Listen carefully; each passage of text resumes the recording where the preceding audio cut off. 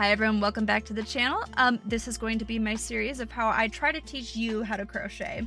In today's video, I'm going to show you what's comfortable for me to hold my yarn when I do my work.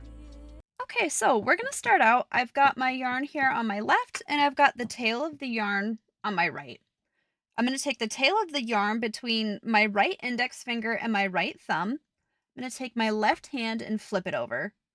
I'm first going to start going over my ring finger, or my pinky finger, go back, so you've got the two little loops on it, behind my ring finger, over my middle finger, behind my index finger, and then we're going to flip our hand, and then you pull that down.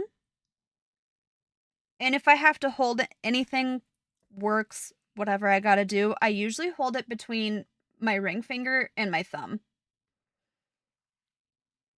So just to show you one more time, over your pinky, behind, back over, behind your index or your ring finger, over your middle finger, behind your index, flip, and pull.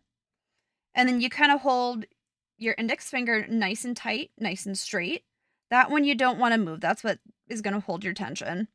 And then everything else you can kind of do whatever you got to do. So when I do it, this is as fast as I go. All right, guys, I hope that was helpful. That's just what's comfortable for me. There may be something different from you. I would love to hear all about it in the comments down below.